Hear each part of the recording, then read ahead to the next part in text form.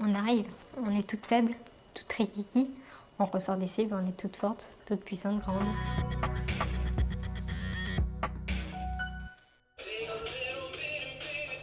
À Agen, la maison Jean Bru est le seul foyer spécialisé qui accueille des jeunes filles abusées de 10 à 21 ans. Elles sont placées là par décision de justice. Audrey a 16 ans. Elle est arrivée depuis une semaine à la maison Jean Bru. Un refuge pour elle, mais comme les 15 autres jeunes filles de l'internat, il lui faut apprendre à se plier aux règles de la maison. Une fois par semaine, chacune doit faire le ménage dans sa chambre, encadrée par les éducateurs. Une chambre déjà pleine de souvenirs personnels. Pour me sentir comme chez moi, comme dans ma chambre. Et peut-être qu'en décorant, ça m'a fait un peu mal parce que je me suis dit que je l'ai rencontré une nouvelle vie, sans ma famille. Mais je me suis dit peut-être que cette nouvelle vie, elle sera meilleure. Et j'espère. Et c'est toute ta famille? Oui, toute ma famille. Tu as même une photo de ton père? Ouais. Pour toi, c'est important? Ok. Parce que même s'il a fait des trucs pas bien dans sa vie, ça reste mon père. Et c'est mon père et il me manque de temps en temps.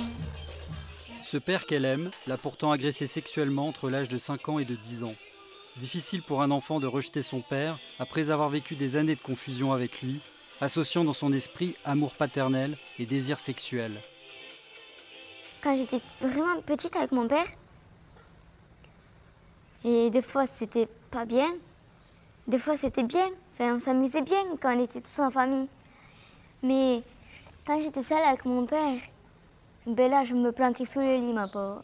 Alors là, j'avais tellement si peur que je pourrais même me planquer dans la niche du chien, tellement j'avais peur. Ça me détruisait, parce qu'il enlevait un morceau de moi à chaque fois qu'il le faisait. Mais de ça, j'en ai pris une force. En regardant ma soeur, elle était si forte, si calme. Mon frère, c'était pareil. Mais je ne savais pas ce qu'il leur faisait subir, mon frère et soeur. Terrorisée, Audrey va se taire pendant de longues années. Mais pour de nombreuses victimes d'inceste, quel que soit l'âge de l'abus sexuel, le traumatisme est profond et finit par s'exprimer, y compris dans la très petite enfance. Avant la parole, ça va être les vomissements, des diarrhées, des choses psychosomatiques, on dit.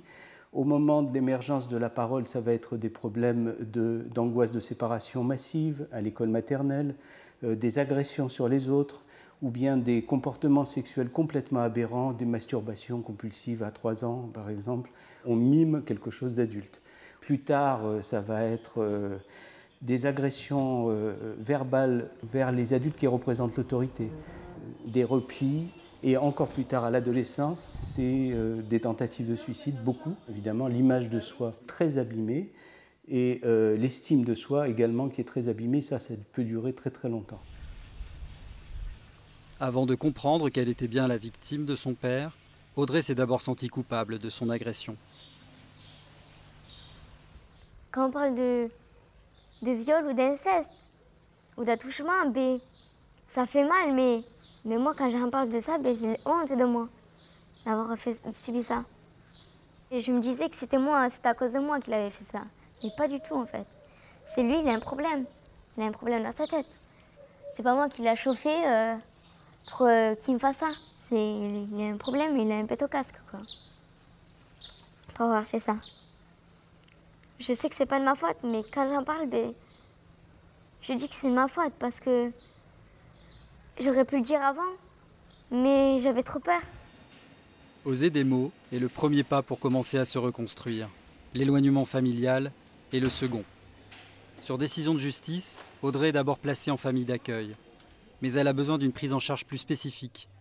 Certaines images continuent de hanter ses nuits. Les éducateurs connaissent bien ses angoisses et lui ont donné un objet symbolique qui la rassure.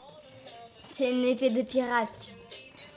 Avec l'épée, je me dis que comme ça, s'il y a quelqu'un qui rentre, je me sens en sécurité parce que je l'ai. Ça reste un symbole de sécurité qui est important pour l'endormissement, pour passer de bonnes nuits. Ne se sentait pas forcément en sécurité. Et ça reste un symbole, même s'il n'y a rien de tranchant, il n'y a rien de dangereux, mais pour elle, c'est important. Petit à petit, on va l'amener à se séparer tout doucement de cette épée pour qu'elle puisse dormir sans. Mais c'est sur du long terme, c'est un accompagnement éducatif, ça se travaille. Mais on va y arriver, il n'y a pas de raison. Je pense qu'elle va y arriver, oui. Si elle le souhaite, Audrey pourra rester à l'internat jusqu'à sa majorité. Ici, elle apprend à respecter un règlement, à retrouver son intimité perdue et le respect d'elle-même. On leur a pas demandé leur avis, elles n'ont pas eu le choix. Elles ont été comme des objets, on s'est servi de leur corps. Et que ça leur apprend que c'est pas ça la vie, et que la vie c'est je fais ce que je veux avec mon corps, c'est moi qui décide et c'est moi qui peux dire non à un moment donné, que ce soit pour une chambre ou que ce soit pour autre chose, ça m'appartient, c'est à moi. Elles ne le comprennent pas toujours à leur arrivée. Et petit à petit, avec le travail qu'on amène et qu'on accompagne, elles arrivent à le comprendre. Pauline a 17 ans et elle est la plus ancienne de la maison. Elle vit ici depuis plus de 2 ans, élève en seconde, elle n'a pas cours ce matin, mais atelier cuisine. Merci. Alors, tu tournes à mesure que je remplis. Allez, hop. Vas-y, tourne. Dans ce cadre rassurant, la parole se libère plus facilement. De façon spontanée, entre 2 cuissons, Pauline a eu envie de nous livrer son histoire de famille, une histoire violente. J'ai pas trop été un exemple pour eux. Pourquoi? Je frappais ma mère avant. Ah bon? Ah oui, je la frappais, je l'insultais, je sortais tout le temps dehors, j'allais pas en cours. Pas trop exemplaire comme grande sœur, mais bon. Moi, en fait, je la penserais coupable de ce qui m'était arrivé. De 4 à 12 ans, Pauline a été violée par son père. Pendant longtemps, elle n'a rien dit, et quand elle a révélé ce qui lui arrivait, elle n'a pas été entendue. La première fois, je l'avais dit, j'avais 8 ans, personne ne m'avait cru, on me prenait pour une folle. Et après, je l'ai redit à mes 12 ans, et là, tout le monde m'a cru. Je disais, maman, papa m'a touchée. Et à 12 ans, je fais, maman, papa, et ben, il a fait des trucs pas bien sur moi. Elle m'a demandé qu'est-ce qui s'est passé, je lui ai fait, bah, il m'a touchée, il a mis son sexe dans mon sexe, comme ça. Mais comme une petite gamine de 6 ans qui comprenait rien, quoi. Je me souviens juste qu'on m'avait dit que c'était normal et naturel. Et après, il y a bien au bout d'un moment, je me suis bien dit que c'était pas normal. Parce que quand je voyais mon père frapper ma mère, et après, il me donnait tout son amour, du coup, il y a bien au bout d'un moment où on se dit, il y a un truc qui ne va pas. Si Pauline a pu identifier l'agression derrière la tendresse perverse de son père, certains enfants n'y parviennent pas. Chaque cas est un cas à part. Il y en a certains qui c'est eux qui le signalent, il y en a d'autres qui prennent un peu de temps, il y en a certains qui attendent l'âge adulte. Il faut dire quand même aussi qu'il y a des relations qui sont passées avec une sorte d'immaturité affective, l'inceste, le père qui est amoureux de sa fille, la fille qui représente sa mère.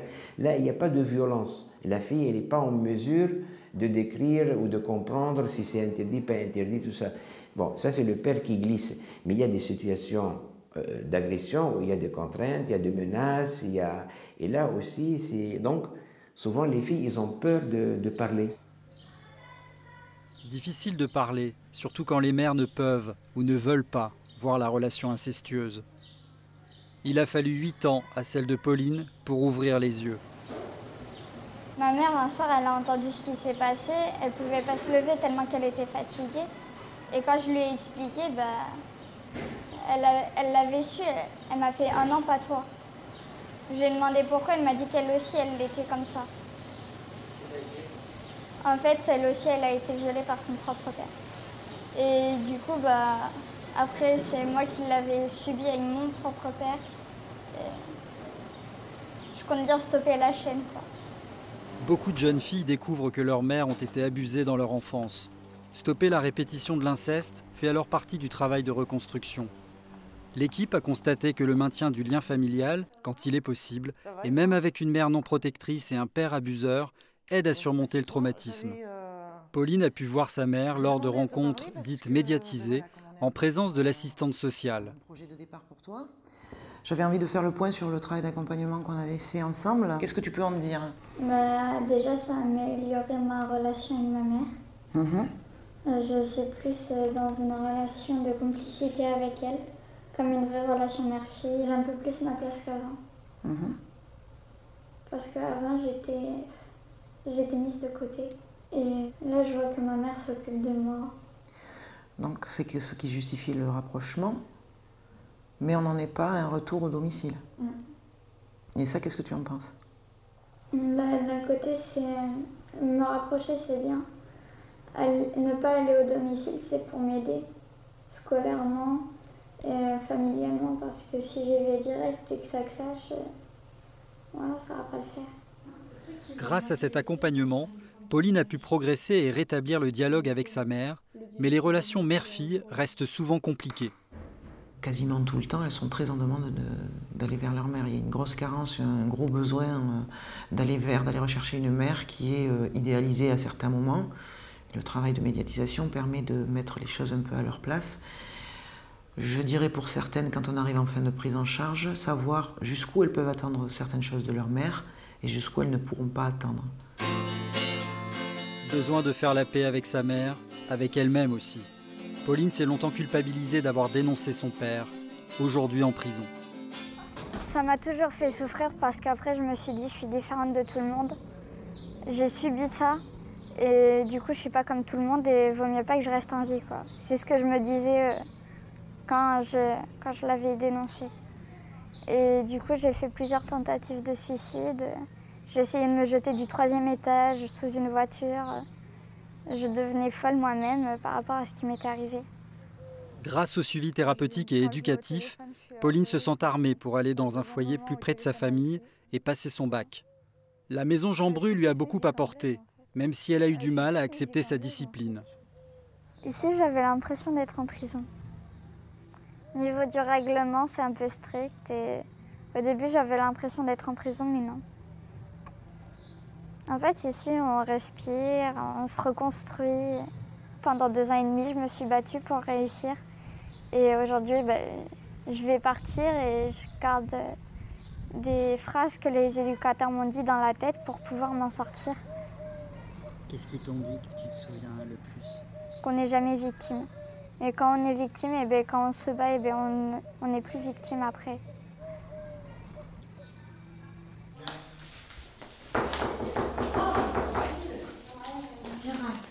À la maison Jean Bru, on ne badine pas avec les règles. Arrivée depuis seulement une semaine, Audrey est convoquée dans le bureau de la chef de service. Les éducateurs lui ont confisqué son poste de radio pour tapage nocturne. Donc je pense qu'elle peut le récupérer. Après, il faut que ce soit clair aussi pour elle qu'à minuit, on n'écoute plus la musique. On en a parlé tout à l'heure. T'es prévenue? Ouais. Que? T'es prévenue de quoi? Que je dois pas écouter la musique et que je dois pas jouer à la balle. Et que si tu le fais? Tu me restipres tout. Surtout, ça sert à rien d'être agressive et insolente pour masquer ses difficultés. Ouais. Parce que ça te dessert et c'est agréable pour personne parce que te sanctionner, c'est pas non plus l'idéal. À fleur de peau, souvent dans la provocation, les adolescentes testent les adultes et se cherchent douloureusement. Pour l'équipe, pas question de les surprotéger, de les victimiser. Pour se reconstruire, Audrey doit retrouver un cadre, comme tous les adolescents. Elles l'ont été victimes, ça c'est un fait, mais on essaie nous de sortir de ce rôle, de ce statut-là. Parce que sinon elles se victimisent pour tout le temps, et l'objectif c'est non. Oui, tu as été victime, ça c'est sûr, c'est pour ça que tu es ici, mais il y a des choses pour lesquelles tu es responsable, pour lesquelles tu dois faire des choix. Pour nous, avant d'avoir été victime, ce sont des jeunes filles et ce sont des adolescentes. Les jeunes filles poursuivent donc une scolarité normale à l'extérieur de la maison et ont des activités sportives. Mais elles suivent aussi une thérapie avec une psychologue pour leur permettre de retrouver des repères. 9h pétante. Le canevas, c'est tenir notre position d'adulte face à elles, rester fiable, protecteur. C'est de les remettre à leur place d'enfant. Et chaque chose à sa place. Les adultes, ils sont là pour telle chose, les enfants, ils sont là pour telle chose, on ne mélange pas tout. Et là, c'est rigide, oui. Mais ça rassure la rigidité aussi pour elles, qui ont vécu dans un magma, quoi, en fait, un truc sans limite. Bon, donc là, je pense que tu as des maths à aller faire, que tu évites consciencieusement. Mais je pense que tu peux te rendre en salle soutien scolaire. J'y vais, tu y vas. Si l'objectif est aussi de préparer l'avenir de ces jeunes filles qui ont été souvent déscolarisées, la priorité est de restaurer le lien de confiance à l'adulte détruit par l'inceste. Il faudra encore du temps à Audrey. Quand tu arrives ici, tu te dis, mais c'est des gros cons. Comme ça. Ça fait à peine une semaine que je suis là, mais je leur fais pas trop confiance encore. Et ça me fait peur de faire confiance à des gens que je connais pas trop. Mais peut-être plus tard, je leur ferai confiance. On va goûter la sauce. Tu te mets bien, par contre. Merci. La méfiance, elle est beaucoup plus importante que, disons, un simple rapport où on est réticent par rapport à l'autre. C'est une méfiance foncière, c'est-à-dire l'autre en qui je devrais avoir confiance, l'autre qui devrait se révéler protecteur, ceux qui sont en position officielle, etc. Alors ceux-là, vraiment, je vais m'en méfier parce que je sais dans ma chair que c'est possible. Et sachant que c'est possible, du coup, quand j'établis une relation, et particulièrement avec quelqu'un auquel je suis attaché et je devrais avoir confiance, ça va empoisonner la relation. C'est ça très précisément. C'est un véritable poison de la relation en fait. Dédé, ce week-end, on pourrait aller faire la boutique. Alors juste, regarde, moi ça je te le redis, Non mais j'ai chaud là. Que tu as chaud c'est bien, mais je vais pas voir ton bidou. Moi, très des beaux, moi. Mais c'est pas question qu'il soit beau ou pas beau, c'est quelque chose qui t'appartient, c'est ton intimité. Éduquer, c'est répéter. En poste depuis 10 ans, David Duplan, surnommé Dédé, est l'éducateur référent d'Audrey. Un homme dans l'équipe, compliqué pour Audrey au départ. Il y a la gentille Fanny, le grand méchant David. Ouais. Des fois on change. C'est pas si méchant que ça. Ah bon? Mais oui, attention. Pourtant, quand tu es arrivé, Qu'est-ce que tu mon m'as dit Dieu, quand t'es un arrivé? nombre. Tu te rappelles qu'est-ce que tu m'as dit quand t'es arrivé? Non. Tu peux pas être ma référente s'il te plaît? Tu le connaissais même pas David. Je te dis pourquoi? Ah parce que David, je l'aime pas. C'est un garçon, je l'aime pas. Il y a une appréhension au début de se retrouver avec quelqu'un qui a toutes les caractéristiques potentielles d'un agresseur. Un homme, quelqu'un qui a une autorité sur vous, qui est censé vous protéger, ça peut avoir des rappels paternels qui peuvent mettre les gens en difficulté. Il y a une phase toujours où il faut apprivoiser l'autre et où l'autre doit également nous apprivoiser parce que la distance ne vient pas toujours de la jeune fille, mais elle vient également de nous. Dans les cas d'inceste, il y a bien souvent une difficulté de juste distance. Ou même si dans les mots, il va y être « j'ai peur de l'homme, je le mets à distance », tous les actes et tout le gestuel va être dans l'inverse. Okay. Face à ces jeunes filles fragiles, à la fois dans le rejet de l'adulte et en demande affective, les éducateurs doivent trouver le ton juste, la juste place, pour les aider à réparer une enfance détruite par l'abus sexuel. Doudou, il a pris cher, hein. Et qu'est-ce qui lui est arrivé pour qu'il soit dans cet état? Mais je sais pas, j'ai dû trop le manger, faire un truc comme ça. Trop jouer avec aussi. Qui c'est qui t'a l'enfer? Mon père et ma mère quand ils étaient ensemble. Comme j'ai dit à moi, c'était une longue histoire. Allez, Doudou, les histoires. Tous les deux dans l'histoire. Et c'est un peu la vôtre? J'en ai 6 autres comme ça chez ma mère. Par sa bienveillance, David parvient peu à peu à gagner la confiance de ces jeunes filles, à restaurer auprès d'elles l'image d'un homme équilibré et responsable. Moi, tu sais de quoi j'ai besoin. De quoi as-tu besoin? Moi de confiance. Non, moi pas de ça. Et la confiance, ça vient comment?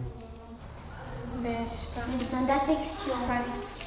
Que je n'ai pas eu quand j'étais petite. La confiance, ça vient avec le temps. Et l'affection, nous, on ne peut pas réparer les fêlures et les cassures.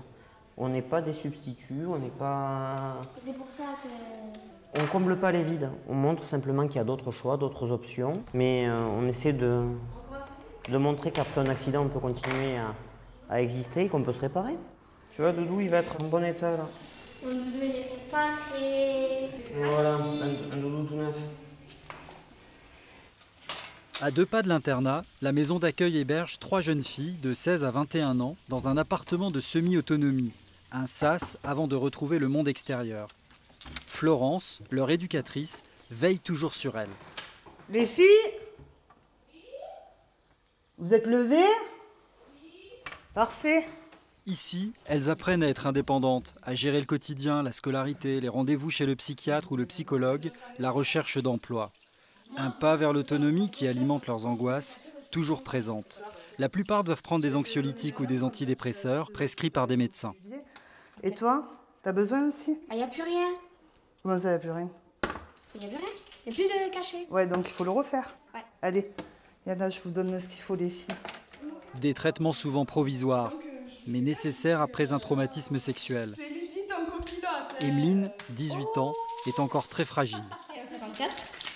Et ça, c'est pour mes nerfs. Sinon, on est stable en fait. Moi, je ne suis pas. À un moment donné, c'est une béquille, c'est quelque chose qui va les aider peut-être à se poser et à pouvoir être un peu plus disponible pour pouvoir être dans l'échange avec les éducateurs, être un peu moins éparpillés. Ça peut les apaiser un temps, mais voilà, il ne faut pas non plus compter que sur les molécules chimiques pour ces jeunes filles. Après un passage à l'internat, Emeline vit ici depuis 1 an. Un lieu réparateur après son enfance détruite. Un enfer dont son frère l'a courageusement sauvée. Et l'inceste a commencé à l'âge de 1 an et demi. Quand j'avais 1 an et demi. Donc voilà. Mais au début, je comprenais pas trop ce qu'il me faisait. Je savais que c'était pas bien, mais je savais pas pourquoi. Et quand mon frère il m'a dit oui, non, ça c'est de l'inceste. Ben, il n'a pas dit ça, c'est mots. Les mots qu'il m'avait dit, c'est papa, c'est pas un vrai papa, c'est pas un bon papa. Ben, mon père obligeait mon frère à faire des fellations. Donc, si lui, il était violé, moi, il pensait que moi aussi, je l'étais. Et donc, un soir, il m'a pris dans... J'étais en train de dormir dans ma chambre, sur mon lit. Et un soir, mon frère, il est venu, il m'a pris dans ses bras, il m'a emmené dans son lit et lui, il est parti dans le mien. Et il y a mon père qui est arrivé. Il a essayé de me toucher, sauf que c'était mon frère qui était sur mon lit. Mon frère qui a commencé à crier. Ma mère qui s'est réveillée. Et après, ils se sont engueulés, mon père et ma mère se sont engueulés ensemble. Et pendant ce temps, mon frère il est parti en bas appeler la police. Après l'arrestation de son père, la famille d'Emeline vole en éclats et elle est placée en famille d'accueil. La blessure est vive, viennent alors les idées noires. J'en ai eu des envies suicidaires, sauf que moi, il y a eu des jours, il y a mon frère qui a toujours été là pour moi. Quand j'ai essayé de me suicider, il a toujours été là pour moi, pour me relever. Et quand j'étais toute seule, je me disais non, j'ai pas le droit de me suicider, c'est une lâcheté. Et ça serait donner raison à l'agresseur, et non, moi je suis pas d'accord. C'est la pire chose à faire. Parce qu'on a tous été abusés de la même manière. Pas la même histoire, mais de la même manière. On a tous été touchés au cœur. Au corps et au cœur. C'est quelque chose d'abominable. Blessure indélébile. Après avoir été réduite à l'état d'objet sexuel et trahies par leur père, difficile pour elles d'assumer leur féminité. Beaucoup de jeunes filles ont évidemment des relations compliquées avec les garçons. Il y a des fois où la féminité, ça me gonfle. Être fille, ça me gonfle. La façon d'être, la façon de s'habiller. Et comment tu luttes contre ça? Toi, Je m'habille en garçon manqué. Physiquement, je suis pas obligée d'être une fille. Les gens qui me parlent mal, je les remballe. Je les envoie balader. Et tous ceux qui sont pas contents dans la façon dont je m'habille, ils sont qu'à aller voir ailleurs. J'aime pas être trop près des garçons parce que je ne sais pas les réactions qu'ils peuvent avoir. Je sais que la peur elle va disparaître, mais ça va y aller tout doucement. Et tu crois que la peur elle va disparaître toute seule? Comme ça? C'est une question. Non, c'est avec le temps que ça va... Et pas que. C'est en sortant... Voilà, en mettant des mots sur tes émotions. Quand tu es dehors, qu'est-ce que tu ressens toi? Ça va se travailler là, ça va se travailler dans ton espace thérapeutique et avec les éducateurs. Ce corps-là qui a été l'objet de quelqu'un, si elle pouvait s'en débarrasser, elle s'en débarrasserait. Des fois, ça va se reporter sur le soin qu'elles vont y porter. Des fois, elles ont envie de puer, d'être moches, d'être grosses, de ne pas faire envie. Et c'est une manière de se protéger. Réellement, elles peuvent s'en sortir malgré le traumatisme qu'elles ont subi. Si elles sont accompagnées au quotidien, que vous faites attention à l'estime qu'elles peuvent avoir d'elles-mêmes, moi, elles ne sortent pas avec des habits troués, sales, parce qu'elles valent mieux que ça. Et pourtant, on est sur l'appartement semi-autonomie. On pourrait dire, mais plus tard, j'y serai pas. Mais c'est encore des petites graines que je sème.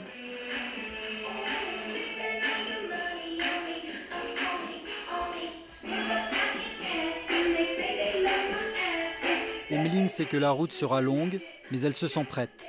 Dans quelques jours, elle quittera l'appartement pour débuter une formation de graphiste à Bordeaux.